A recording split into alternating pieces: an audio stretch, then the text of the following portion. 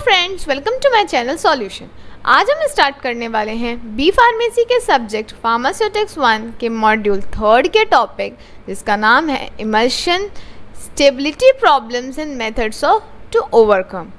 इस lecture video में हम ये देखेंगे कि स्टेबिलिटी प्रॉब्लम्स क्या होती हैं इमल्शन की और उससे हम कैसे ठीक कर सकते हैं, कैसे उससे ओवरकम हो सकते हैं। जैसे कि इसके पहले लेक्चर वीडियोस में मैंने आपको बताया है कि जो इमल्शन होता है वो इनस्टेबल फॉर्म होता है, हम उसे स्टेबल बनाते हैं through addition of emulsifying agent. ठीक है, तो ऑब्वियसली बात है, अगर इनस्टेबल फॉर्म है तो कुछ स्टेबिलिटी प्रॉब्लम्स भी होंगी उसकी, और उसके कुछ मेथड्स भी होंगे जिससे उसका सॉल्यूशन निकलता होगा। ठीक है, वही हम स्टडी करेंगे क्या स्टेबिलिटी प्रॉब्लम्स हैं इमल्शन में इस लेक्चर वीडियो के थ्रू। ठीक है, सो लेट्स स्टार्ट। अब जैसे कि मैंने आपको बोला कि मैं पहले भी लेक्चर वीडियो में आपको बताया हूँ कि an emulsion is said to be stable if it remains as such after its preparation. Emulsion को स्टेबल कब बोला जाएगा? जैसा उसने प्रिपरेशन टाइम पे था वैसे ही वो डिस्पेंसिंग टाइम पे रहे। ठीक है, यूनिफॉर्मली डिस्ट्रीब्यूटेड रहे थ्रू आउट डिस्पर्स्ड फेज, और डिस्पर्स्ड फेज जो है वो डिस्पर्शन मीडियम में जब यूनिफॉर्मली डिस्ट्रीब्यूटेड रहे। इमल्शन कब स्टेबल होगा? जब आपका जो डिस्पर्स्ड फॉर्म है वो यूनिफॉर्मली डिस्ट्रीब्यूटेड रहे आपके कंटिन्यूस मीडियम में। ठीक है, या फिर डिस्पर्शन मीडियम में। ठीक है, तब आपका इमल्शन जो है वो स्टेबल है। अगर नहीं है तो उसका मतलब वो इनस्टेबल है, क्योंकि अगर वो लेयर जमा ले रहा है या वो टूट जा रहा है तो उसका क्या हो रहा है, वो आप यूनिफॉर्म डोजिंग नहीं ले रहे हैं। वो आपको मैं एक्सप्लेन करती हूँ आगे क्या है इनस्टेबिलिटी। ठीक है, तो वो यूनिफॉर्म डोजिंग नहीं होगा तो इमल्शन का कोई मतलब नहीं है फॉर्मेशन का। अगर हम तो दवाई ले रहे हैं ना, अगर दवाई हमें यूनिफॉर्मली अगर एक डोज उसका नहीं मिल रहा है, एक जैसा नहीं मिल रहा है, तो ऑब्वियस ही बात है बीमारी के लिए आप दवाई ले रहे हैं वो तो बीमारी ठीक नहीं होगी, उसका एक्शन नहीं ठीक होगा। ठीक है, तो इसलिए हमें ये पढ़ना ज़रूरी है कि आखिरकार इंस्टेबिलिटी प्रॉब्लम्स होती क्या है और उसके मेथड्स क्या हैं उससे ओवरकम होने के। ठीक है, so the first method is cracking. So first instability is cracking. Cracking में क्या होता है ना कि there is a separation of two layers of dispersed and continuous phase due to the coalescence of dispersed phase globules which are difficult to redisperse by shaking. Cracking में क्या होता है, जो इमल्शन है वो नीचे जाके सेटल हो जाता है। ठीक है, इमल्शन का जो लेयर होता है ना, दो लेयर में वो डिवाइड हो जाता है। इमल्शन आपको मैंने बताया है टू इमिसिबल लिक्विड से बना होता है, चाहे ऑयल या फिर वाटर। ठीक है, तो इसके जो लेयर होते हैं ऑयल या फिर वाटर के, वो क्या हो जाते हैं, वो सेपरेट हो जाते हैं। वो दो लेयर जो होती हैं उनकी सेपरेट हो जाती हैं और एक लेयर नीचे जाके बैठ जाती है, जिसको हम हिलाएंगे भी, उसको शेक भी करेंगे तो वो ईजिली रीडिस्पर्स नहीं होगा। That is cracking.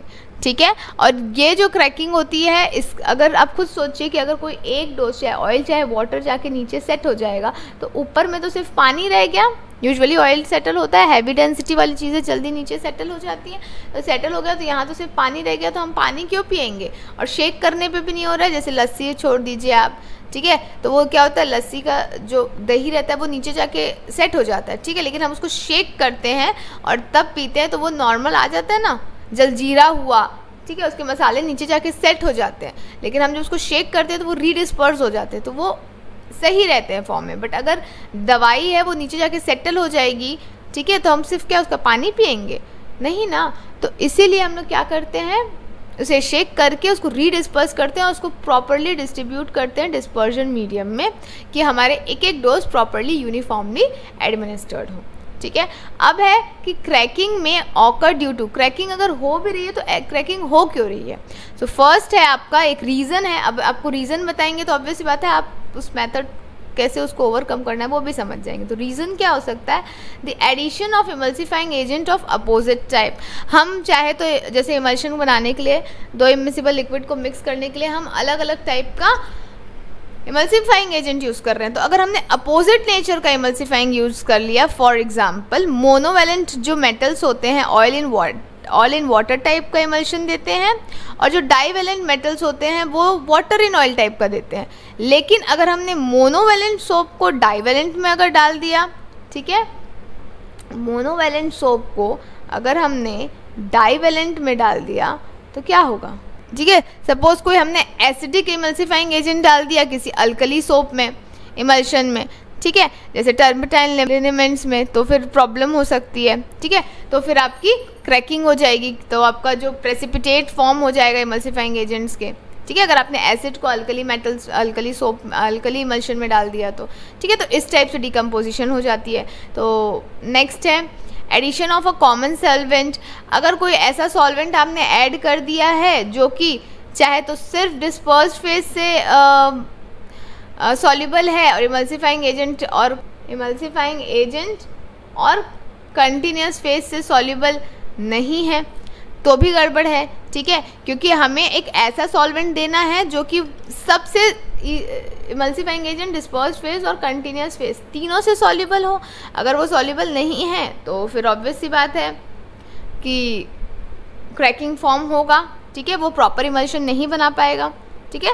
तो हमें ऐसा कोई सॉल्वेंट लेना है जो कि तीनों से मिसिबल हो प्रॉपरली, ठीक है, नहीं तो क्लियर सॉल्यूशन बन जाएगा। तो फिर ऑब्वियस सी बात है एक तरह से क्लियर सॉल्यूशन रहेगा, वन क्लियर सॉल्यूशन, और बाकी सारे जो रहेंगे वो क्रैक्ड फेज में रहेंगे, ठीक है। माइक्रो ऑर्गेनिजम्स, हमें ये भी चेक करते रहना है कि कोई भी माइक्रो ऑर्गेनिज्म की ग्रोथ ना हो, कोई भी बैक्टीरियल ग्रोथ ना हो, इसलिए हमें स्टोरेज प्रॉपरली करना चाहिए इसका, ठीक है, नहीं तो फिर क्रैकिंग हो जाएगी। चेंज इन टेम्परेचर, अगर हमने इमल्शन को स्टोर किया है बहुत लॉन्ग टाइम में, ज़्यादा टेम्परेचर में, तो वो रिड्यूस कर देगा इमल्शन की विस्कोसिटी और क्रीमिंग को एंकरेज करेगा। क्रीमिंग क्या होता है, ऊपर लेयर जमता है, जो मैं आपको नीचे वाले में और अच्छे से एक्सप्लेन करूंगी। और क्रीमिंग अल्टीमेटली क्या करता है, क्रैकिंग फॉर्म करता है, ठीक है। चाहे तो हम उसको ज़्यादा गर्म में रख दें, चाहे तो हम उसको ज़्यादा ठंडे में रख दें, वो क्रीमिंग या क्रैकिंग फॉर्म करने लगते हैं इमल्शन, ठीक है। तो हमें टेम्परेचर का ध्यान रखना चाहिए और उसको स्टोर सही टेम्परेचर में करना चाहिए। और लास्ट है हमारा बाय क्रीमिंग, जैसे मैं आपको पहले भी बताई हूँ, अगर क्रीमिंग होगी तो फिर वो अल्टीमेटली क्रैकिंग फॉर्म करेगा ही करेगा, ठीक है। तो ये क्रीमिंग क्या होती है, ये एक अलग ही तरह का इंस्टेबिलिटी प्रॉब्लम है जो मैं आपको नेक्स्ट इसमें बताती हूँ। ये समझ आ गया क्रैकिंग, ठीक है। अब इसको ओवरकम कैसे कर सकते हैं, सही इमल्सिफाइंग एजेंट डाल के, ठीक है, क्योंकि अगर अपोजिट डायरेक्शन का डालेंगे तो गड़बड़ हो जाएगी, ठीक है। ऐसा इमल्सिफाइंग डालें जो डिकम्पोज या प्रेसिपिटेट ना हो इमल्शन में। एक तरह का सॉल्वेंट, ऐसा सॉल्वेंट डालें जो कि तीनों phase, dispersed phase, dispersion medium और इमल्सिफाइंग एजेंट, तीनों फेज में सॉल्युबल हो।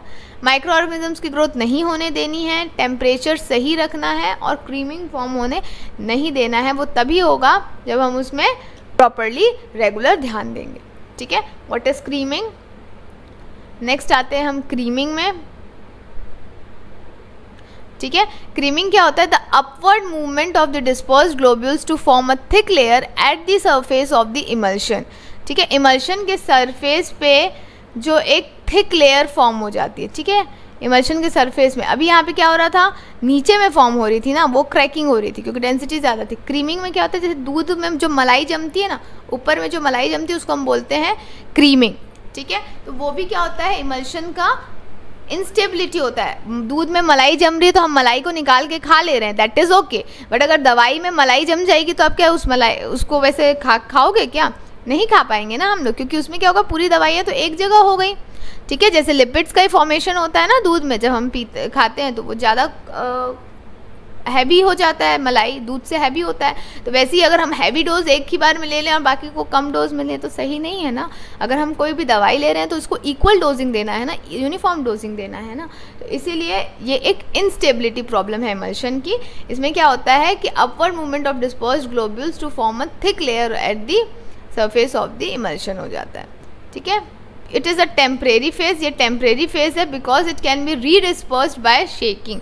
अगर आप उसको शेक करोगे अगर हल्का सा भी तो ये रीडिस्पर्स हो जाएगा। इसमें क्या हो रहा था, ये क्रैकिंग हो गई तो ये रीडिस्पर्स नहीं हो पा रहा था, शेकिंग के बाद भी ये नहीं अपनी जगह पे आ पा रहा था। रीडिस्पर्स यानी कि वापस से फेज डिस्पर्शन में यूनिफॉर्मली डिस्ट्रीब्यूट हो जाता है। अगर वो ईजिली डिस्पर्स्ड हो जा रहा है यानी वो डिस्ट्रीब्यूट हो जा रहा है, और नहीं हो रहा है जैसे क्रैकिंग के केस में तो वो डिस्पर्स नहीं हो रहा है। इसमें क्या होता है, हम अगर थोड़ा सा हिलाएंगे तो वो अपनी जगह पे आ जाते हैं, ठीक है।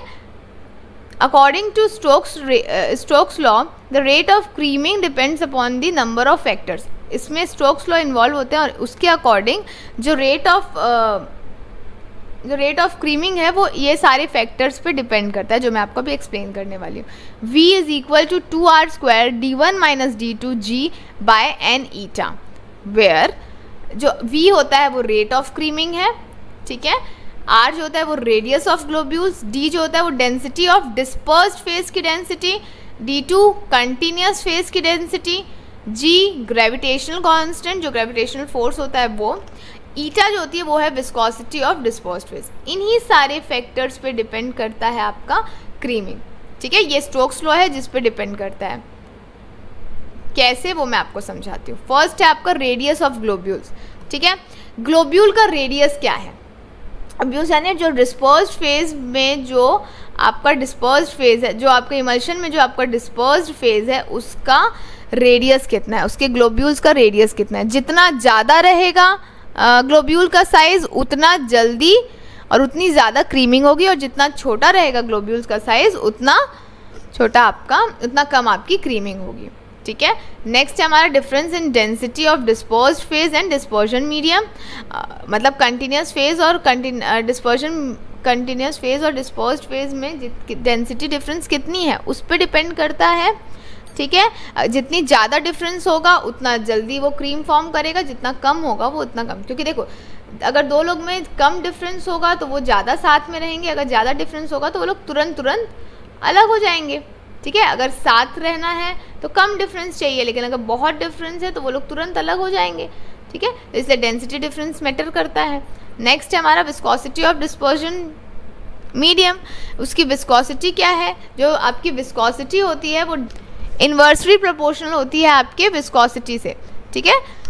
जितना ज़्यादा आपकी रेट ऑफ क्रीमिंग रहेगी उतनी कम आपकी विस्कोसिटी रहेगी, ठीक है. जितनी कम आपकी विस्कोसिटी रहेगी उतनी ज़्यादा आपकी रेट ऑफ क्रीमिंग रहेगी, ठीक है. तो विस्कोसिटी भी आपकी ऑप्टिमम होनी चाहिए. कम भी रहेगी तब भी क्रीमिंग फॉर्म करेगी, ज़्यादा भी रहेगी तो भी क्रीमिंग फॉर्म करेगी, ठीक है. नेक्स्ट आता है हमारा स्टोरेज कंडीशन. इसको प्रॉपरली स्टोर करके रखना चाहिए, ठीक है. इमल्शन को कूल प्लेस में रखना चाहिए. ज़्यादा टेम्परेचर बढ़ा दोगे तो भी इमल्शन क्रीमिंग फॉर्म कर लेगा, और कम करोगे तो भी इमल्शन क्रीमिंग फॉर्म कर लेगा. सेम एज क्रैकिंग में भी ये होता है कि आपको प्रॉपर स्टोरेज कंडीशन में उसको रखना पड़ता है, ठीक है. नेक्स्ट है हमारा जो कि लास्ट है वो है फेज इन्वर्जन. फेज इन्वर्जन में क्या होता है कि there is a change in one type of emulsion into the other type. मतलब कि इसमें क्या होता है, अगर ऑयल इन वाटर टाइप का emulsion water in oil type का इमल्शन बन जाता है, या फिर वाटर इन ऑयल टाइप का इमल्शन जो होता है वो ऑयल इन वाटर टाइप का इमल्शन हो जाता है. इसमें क्या होता है, जो इमल्शन जिस टाइप का है उसका अपोजिट टाइप बन जाता है, ठीक है. और ये क्यों होता है, it may be due to addition of electrolyte. कोई इलेक्ट्रोलाइट ऐड कर दिए हो तो, ठीक है. या फिर हमने सपोज ऑयल इन वाटर है, ठीक है, तो इसमें वाटर ज़्यादा डालना चाहिए था ना, लेकिन हमने इसमें ऑयल ज़्यादा डाल दिया. तो अगर ऑयल ज़्यादा डाल दोगे तो ऑब्वियसली बात है कंटिन्यूस फेज में ऑयल ज़्यादा हो जाएगा, तो वो water in oil type of emulsion बन जाएगा. और सेम वाइस वर्सा, ठीक है, अगर फेज वॉल्यूम को हमने चेंज किया तो. नेक्स्ट है टेम्परेचर चेंज. अगर टेम्परेचर में चेंज हो रहा है तब भी डेफिनेटली वो फेज इन्वर्जन हो सकता है. जैसे वाटर ज़्यादा हीट होगा तो वो जल के कम हो जाएगा क्वांटिटी, तो उस केस में भी क्या होगा, ऑयल इन वाटर टाइप को होगा, ठीक है. Change in emulsifying agent. अगर इमल्सिफाइंग एजेंट चेंज हो जाएगा तो चार्जेस चेंज हो जाएंगे, तो चांसेस होता है कि फेज इन्वर्जन हो जाए, यानी कि ऑयल इन वाटर टाइप जो है वो water in oil type of emulsion बन जाए, ठीक है. तो इसे हम कैसे मिनिमाइज कर सकते हैं, by keeping the concentration of dispersed phase between 30 to 60% के अगर बीच में हम डिस्पर्स्ड फेज रखेंगे और उसको स्टोर करेंगे कूल प्लेस में, and by using a proper emulsifying agent and adequate concentration, proper concentration में यूज़ करेंगे, तो ऑब्वियस सी बात है इमल्सिफाइंग एजेंट जो है चेंज करने के वजह तो फिर हमारा फेज इन्वर्जन नहीं होगा, ठीक है. अगर हम उसे 30 to 60% तक की डिस्पर्स्ड फेज का कंसंट्रेशन रखेंगे और उसको कूल प्लेस में रखेंगे और इमल्सिफाइंग को एडुकेट कंसंट्रेशन में अगर हम डालेंगे किसी भी इमल्शन में, तो फेज इन्वर्जन नहीं होगा, ठीक है. So this was all about today's lecture. I hope आपको ये लेक्चर समझ आया होगा. Thank you.